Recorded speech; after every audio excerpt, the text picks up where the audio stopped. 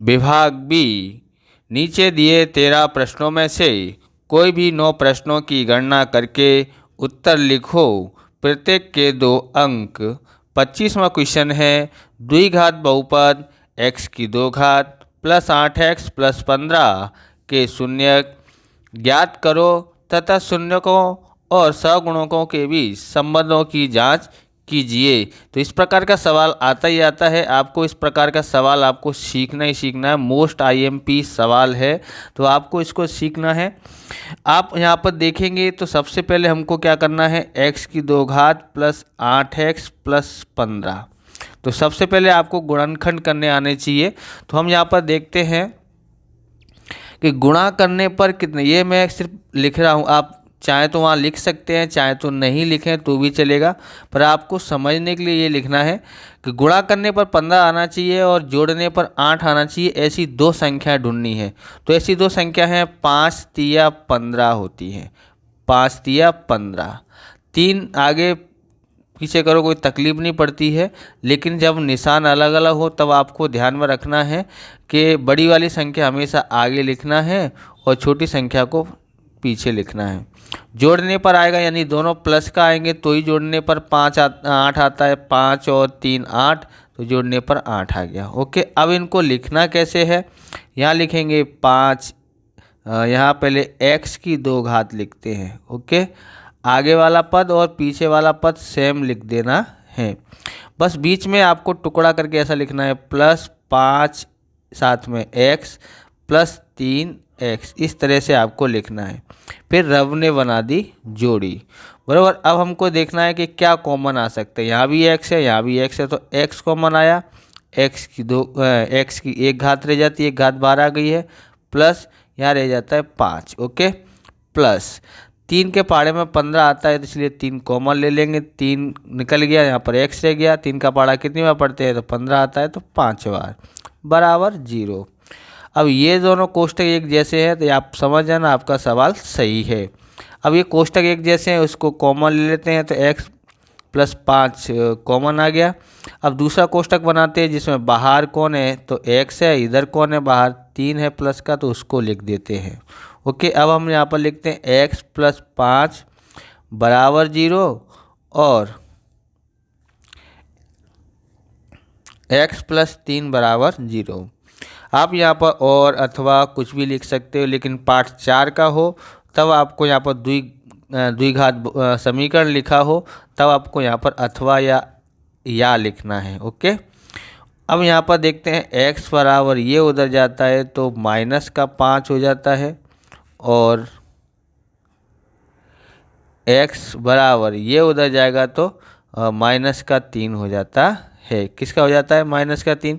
अब इसको हम लोग अल्फ़ा कहते हैं। अल्फ़ा बराबर -5 और ये हो गया बीटा बराबर माइनस का 3। ओके, अब हम शून्यकों की जांच करते हैं। तो यहाँ पर लिखेंगे शून्यकों का योगफल, शून्यकों का योगफल, योगफल क्या सूत्र होता है, तो शून्यकों का योगफल होता है अल्फ़ा प्लस बीटा।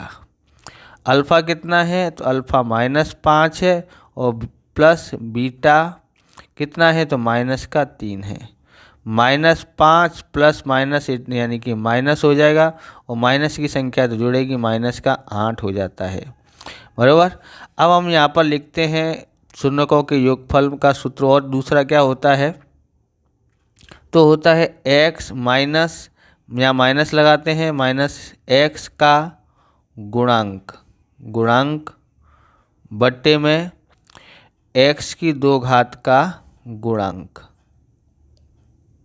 ओके, यानी यहाँ पर इसके बट्टे में हम लोग 1 लिख देते हैं। तो आप देखोगे इस तरह से ये सी का बना है, तो यहाँ पर देखो x का गुणांक, तो यहाँ पर हम समीकरण में देखेंगे तो ये लिखा है ना हमारे पास, x का गुणांक कितना है, तो 8 है, तो ये 8 आ गया, बराबर। ये माइनस का निशान है, यानी सूत्र के अनुसार माइनस आता है, तो यहाँ भी माइनस ही है, वह 8 हो गया। ओके, और x की 2 घात का गुणांक क्या बोलता है, x की 2 घात का गुणांक, यानी x की 2 घात का गुणांक कितना, आगे कुछ नहीं है, मतलब 1 है, तो इसलिए 1 आ गया है। तो शून्यकों की जांच करी हमने। अब हम लोग आगे और करते हैं। शून्यकों का गुणनफल। तो क्या होता है, तो अल्फ़ा गुणा बीटा होता है। ओके, अल्फ़ा बराबर कितना है -5 और बीटा बराबर -3 है। तो यहाँ पर लिखते हैं -5 गुणा -3। तो गुणा करते हैं तो 5 तिया 15 होता है, माइनस माइनस का गुणा करेंगे तो प्लस का हो जाता है। ओके, तो 5 तिया 15, माइनस माइनस से गुणा किया तो प्लस में हो गया है। अब यहाँ पर लिखते हैं, यानी कि अब सूत्र दूसरा कौन सा होता है, तो अचर पद बट्टे में x की 2 घात का गुणांक। इस सूत्र में यहाँ पर माइनस आता नहीं है। अगर आपने सूत्र पढ़े हैं तो आपको तो तकलीफ नहीं होगी, नहीं तो आपको नया नया लगेगा, जिसके बट्टे में कुछ नहीं उसके बट्टे में 1। अब अचर पद देखते हैं, तो अचर पद ये होता है अचर पद। तो अचर पद 15 है, बोले हाँ 15 है बराबर, और x की 2 घात का गुणांक हमने लिखा था कितना था, 1 ही होता है। तो ये हमने स्थापित कर लिया है। आप इस प्रकार के वीडियो देखना चाहते हैं तो डिस्क्रिप्शन में आपको गाला पेपर नंबर 1 और 2 का सॉल्यूशन मिल जाएगा, और आने वाले समय में वो दूसरी विषय का भी हम सॉल्यूशन कराने वाले हैं। तो चैनल पर नए आप चैनल को सब्सक्राइब करना है, ज़्यादा से ज़्यादा विद्यार्थियों को शेयर करना और लाइक ज़रूर करना है। आगे हम बढ़ते हैं। 26वां क्वेश्चन देखते हैं, जिसके शून्यकों का योगफल और शून्यकों का गुणनफल क्रमशः -3 और -2 हो, ऐसे द्विघात बहुपद ज्ञात करो। बराबर, इस तरह के सवाल और पहला जो 25वां किया, दोनों तरह के सवाल परीक्षा में आते ही आते हैं। दोनों तरह के सवालों की रीत बोला हूँ मैं, रीत तैयार कर लेना। तो ये वैसे सवाल ये इम्पोर्टेंट ही है, ये वाला भी, तो आप इसको भी देख लेना, उसको भी देख लेना। दोनों मोस्ट इम्पोर्टेंट सवाल हैं, मोस्ट यानी मस्त IMP है। अब यहाँ पर लिखते हैं शून्यकों का पहले क्या दिया है, योगफल। शून्यकों का योगफल दिया है बराबर। योगफल का हमने आगे दोनों सूत्र देख लिए हैं। तीसरा सूत्र भी होता है, क्या होता है, तो यहाँ पर लिख लेते हैं -3 बराबर। पहले तो ये लिख लेते हैं। तो तीसरा सूत्र ये होता है B/A। 3 सूत्र होते हैं शून्यकों के योगफल के, अल्फ़ा प्लस बीटा, यानी कि और हिंदी में आगे लिखा ही था, और तीसरा ये होता है। अब यहाँ पर देखेंगे, यहाँ कितना लिखा है, -3 लिखा है, जिसके बट्टे में कुछ नहीं उसके बट्टे में 1 बराबर के मानने पर। ओके, के मान लिया है। देखो माइनस से माइनस कट गया, यानी B बराबर कितना आता है 3 के, और A के सामने कौन है, A के सामने 1 है, तो 1 के नहीं लिखते, खाली के लिख देते हैं। A बराबर के आया, B बराबर 3 के आता है। B के सामने 3 है इसलिए 3 के। अब यहाँ पर लिखते हैं शून्यकों का गुणनफल। शून्यकों का गुणनफल बराबर क्या होता है, कितना दिया, यहाँ पर 2 दिया है। सूत्र क्या होता है, C/A बराबर 2। ओके, अब यहाँ पर क्या करते हैं, C बराबर, ये उधर गुणा में चला जाएगा, A यहाँ पर भाग में, उधर चलाएगा तो गुणा में।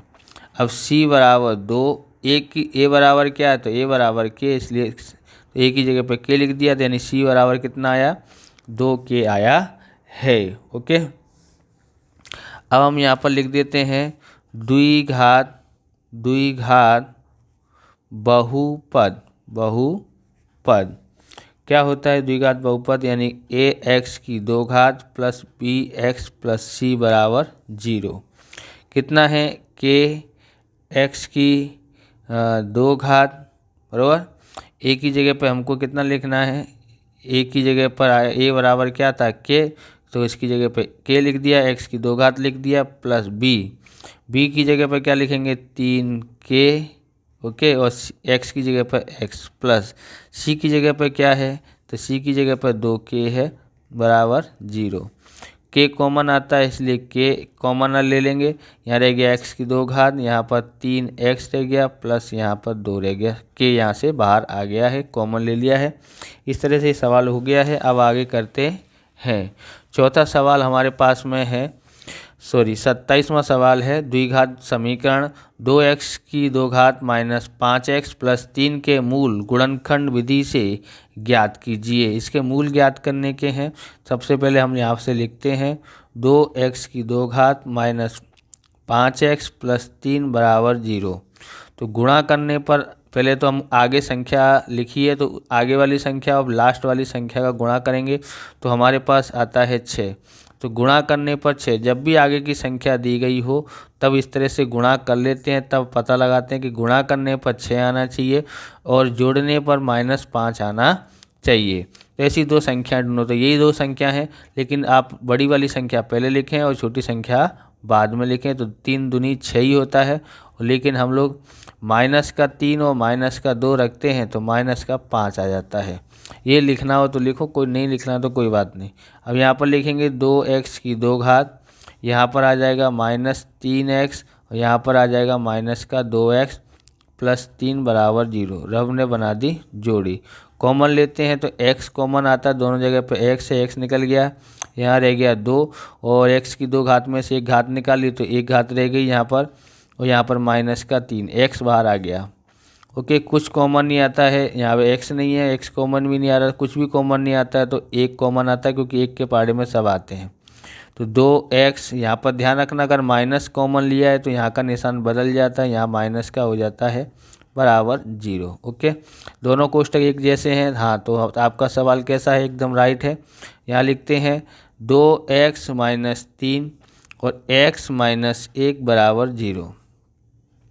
2x - 3 = 0 अथवा x - 1 = 0। तो 2x बराबर ये उधर जाएगा तो प्लस का, अथवा x बराबर ये उधर जाएगा तो प्लस का हो जाता है। इसलिए x बराबर यहाँ 3, ये कहाँ जाएगा इसके बट्टे में, तो x की कीमत 3/2 और x की कीमत x बराबर यहाँ 1 है।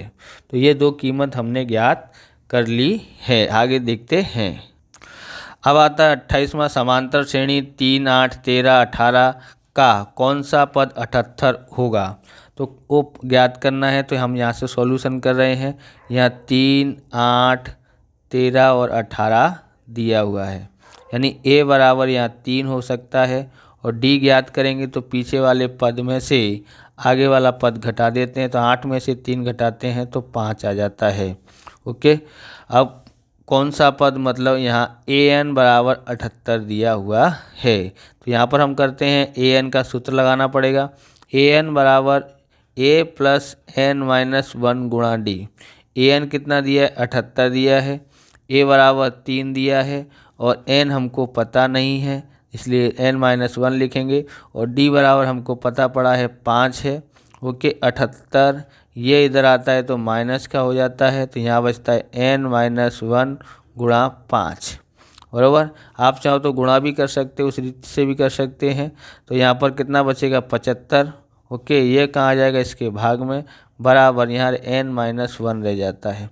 5 से भाग करेंगे तो 5 एकन 5 बचा 2, 5 25 हो जाता है। ये इधर आएगा तो प्लस का हो जाता है बराबर n, यानी n बराबर कितना हुआ, 15 और 1 16 हुआ है।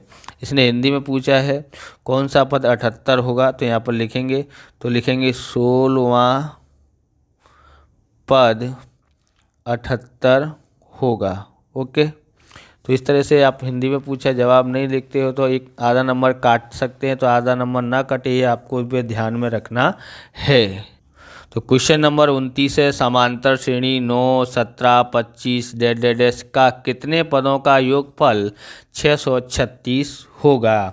बराबर, तो यहाँ पर हम देखते हैं, सबसे पहले हमारे पास यहाँ 9, 17 और 25 दिया हुआ है। a बराबर हमारे पास यहाँ पर 9 हो जाता है, और d ज्ञात करना हो तो पीछे वाले पद में से आगे वाला पद घटा देते हैं, तो यानी कि 17 में से 9 घटाते हैं तो कितना आता है हमारे पास, 8 आ जाता है। ओके, कितने पदों का योगफल, यानी योगफल को क्या बोलते हैं, SN बराबर दिया है 636 दिया है। अब हम SN का सूत्र लगाना पड़ेगा। SN बराबर n/2 2a + n - 1 गुणा d होता है। अब हमको क्या करना है, यहाँ पर 636 लिखना है बराबर n/2। बराबर, n हमको पता नहीं है, और 2 की जगह पर 2 और a की जगह पर कितना लिखेंगे, 9 लिखेंगे, प्लस n हमको पता नहीं है, n-1 और d बराबर कितना है 8 आया है, यहाँ पर हमने पता लगाया है 8। ओके, उसके बाद हम लोग क्या करते हैं, ये इधर गुणा में आ जाता है 636 गुणा 2 बराबर n। ओके, यहाँ 9 दूनी 18 हो जाता है और यहाँ पर हम लोग क्या कर देते हैं, इसका गुणा इससे कर देते हैं तो यहाँ हो जाता है 8n और इसका गुणा इससे करते हैं 8n लिखा, 8 एकन 8 पर माइनस से गुणा किया इसलिए माइनस में आता है।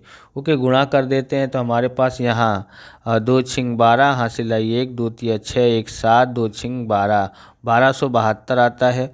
ओके, यहाँ n लिखते हैं, यहाँ पर देखो 8n लिखते हैं, ये दोनों अलग अलग निशान है इसलिए घटेगा, 18 में से 8 घटाएंगे तो 10 आता है। ओके, बड़ी संख्या किसकी है तो प्लस की है इसलिए प्लस का आ जाता है। तो 1272 बराबर यहाँ क्या करते हैं, n का गुणा 8n से करते हैं तो 8n की 2 घात और ये 8 का गुणा इससे किया, अब 8 का गुणा 10 से करते तो 8 यानी कि सॉरी n का गुणा 8 से किया यहाँ और n का गुणा 10 से करते तो 10n आ जाता है। अब 8n की 2 घात प्लस 10n, ये 10 के पीछे जाता है तो माइनस का हो जाता है, यहाँ पर क्या बचेगा, यहाँ 0 बचता है इसलिए यहाँ पर 0 लिख देते हैं क्योंकि ये संख्या उधर पहुँच गई इसके पीछे। अब यहाँ पर क्या करना है कि कितना कॉमन निकल सकता है, तो यहाँ पर देखो 2 से सब जगह से भाग दिया जा सकता है, 2 में भाग देंगे तो यहाँ पर हो जाएगा 4n की 2 घात और यहाँ 4 पंजे 20, 5n हुआ, सॉरी 2 से भाग दिया, 2 चौक 8 और 2 पंजे 10, 2 से भाग देंगे तो अभी यहाँ पर देखो 2 से गुणा किया था इतना आया, तो 2 से इसमें 2 से भाग देंगे तो 636 आ जाता है बराबर 0। अब यहाँ पर गुणा करने पर 636 आना है, पहले तो इसका 4 का गुणा और 6 का गुणा इस तरह से करना पड़ेगा, तो हमारे पास कितने आते हैं गुणा कर देते हैं, तो जो भी आता है आप इसके गुणनखंड कर सकते हैं। तो इन दोनों का गुणा करते हैं तो हमारे पास आता है 2544 आता है।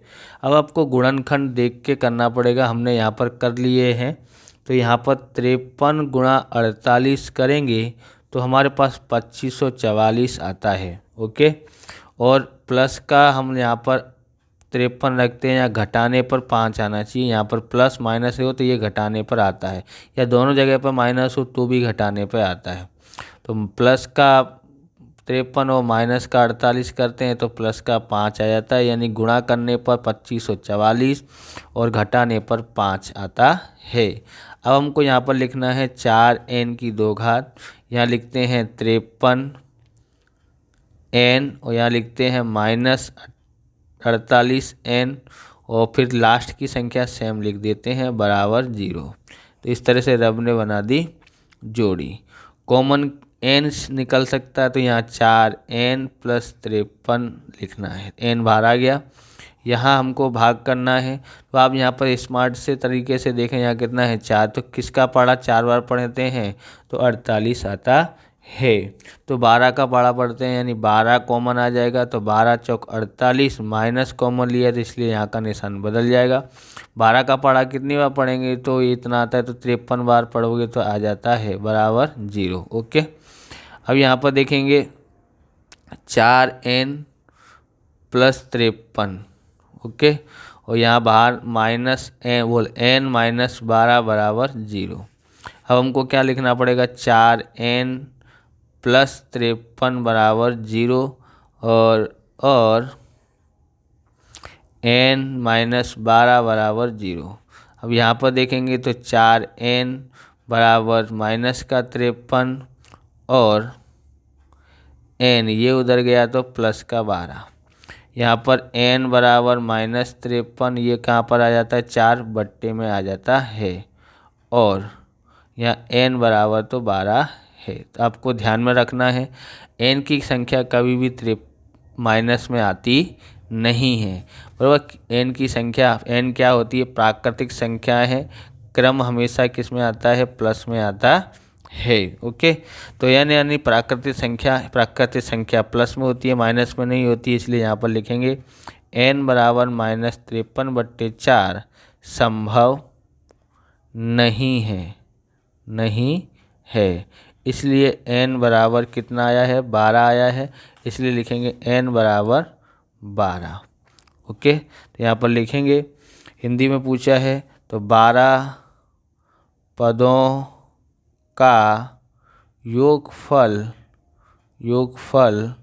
636 होगा। ओके, तो क्वेश्चन नंबर 30 है, एक समचतुर्भुज का क्षेत्रफल ज्ञात कीजिए जिसके शीर्ष इसी क्रम में 3, 0, 4, 5, -1, 4 और -2, -1 है। संकेत समचतुर्भुज का क्षेत्रफल 1/2 गुणा उनके विकर्णों का गुणनफल। ये ऐसा है तो हम लोग क्या करेंगे यहाँ पर, तो यहाँ पर समचतुर्भुज बना देते हैं।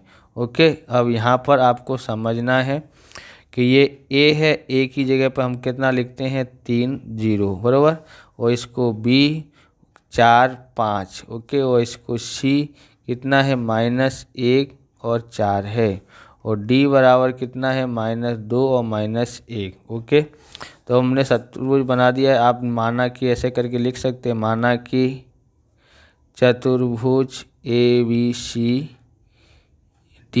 में। ओके, ऐसे लिख सकते हैं। ये निर्देशांक दिए हैं उसको भी, या आकृति नहीं बनाई हो तो हमने आकृति बना दी है। तो क्षेत्रफल ज्ञात करना है, बस ध्यान रखना है क्षेत्रफल। तो क्षेत्रफल कैसा होता है, यहाँ पर दिया हुआ है विकर्णों का गुणनफल, यानी ये विकर्ण है। ओके, एक ये विकर्ण है, इन विकर्णों को हमको निकालना है, तो यानी AC निकालना है। तो AC निकालने के लिए AC² का सूत्र लगाना पड़ेगा। आपको सूत्र मालूम है, x1 - x2 का होल स्क्वायर, y1 - y2 का होल स्क्वायर। अब यहाँ पर समझो ये x1 है, ये x2 है। आपको लिखना हो तो बोले x1 ये, और ये y1, ये है x2 और ये है y2 बराबर। नहीं आता है तो देखो आगे वाले में से आगे वाला घटाते हैं। इधर आगे 3 है, इधर माइनस और -1, तो यानी ये भी माइनस है, यहाँ भी माइनस के निशान, तो प्लस हो जाएगा। ओके, ऐसे पीछे वाले में से पीछे वाला घटा दो, यानी 0 में से 0 ये 4 घटाते हैं।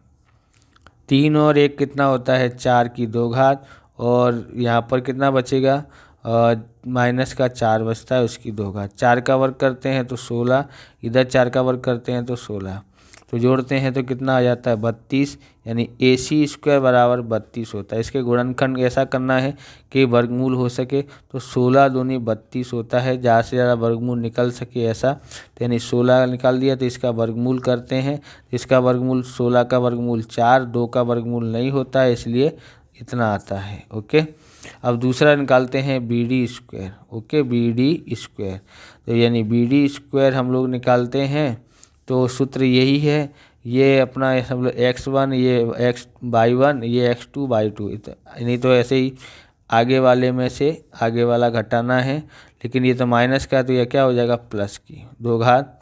ऐसे ही पीछे इधर 5 है, इधर पीछे माइनस का 1 है, यानी ये माइनस और ये माइनस क्या हो जाएगा प्लस हो जाता है। अब 2 यहाँ पर 2 और 4 और 2 जोड़ना पड़ेगा तो 6 हो जाता है, 5 और 1 जोड़ते हैं तो 6 हो जाता है। 6 का वर्ग 36, 6 का वर्ग 36, 36 36 कितना हो जाता है 72 हो जाता है। 36 36 कितना हो जाता है 72। अब हमको करना क्या पड़ेगा, क्या करना पड़ेगा, हमको यहाँ पर करना ये पड़ेगा कि ऐसे गुणनखंड करना है कि वर्गमूल भी हो सके बड़ी से बड़ी संख्या का, तो 36 दूनी 72 होता है, यानी BD² बराबर। अब BD ज्ञात करना हो तो वर्गमूल करना पड़ेगा, तो इसका वर्गमूल होता है 6 और 2 का नहीं होता है, तो ये तो हमारे पास ये आया है। दोनों विकर्ण ज्ञात कर लिए। हम यहाँ पर लिखते हैं चतुर्भुज का क्षेत्रफल बराबर 1/2 विकर्ण गुणा विकर्ण। ओके, यानी यहाँ पर क्या लिखा है विकर्णों का गुणा, यानी विकर्ण गुणा विकर्ण होता है 1/2। एक विकर्ण है AC, दूसरे विकर्ण है BD। ओके, तो 1/2 AC बराबर आया है 4 वर्गमूल में 2, और BD बराबर आया है 6 वर्गमूल में 2। अब यहाँ पर क्या करते हैं 1/2 काट डालते हैं पहले, 2 दूनी 4। ओके, तो यहाँ क्या रह गया 2 वर्गमूल में 2 गुणा 6 वर्गमूल में 2, आपस में गुणा कर देते हैं। 2 छिंग 12 और वर्गमूल का वर्गमूल से गुणा कर देते हैं तो क्या हो जाता है, वर्गमूल में 4, 4 का वर्गमूल 2, बराबर। जैसे इसका इससे गुणा करते हैं तो कितना आता है, वर्गमूल में 4, 4 का वर्गमूल 2। ओके, यहाँ पर 2 आया, 12 दूनी 24, तो ये वर्ग इकाई 24 वर्ग इकाई, बराबर।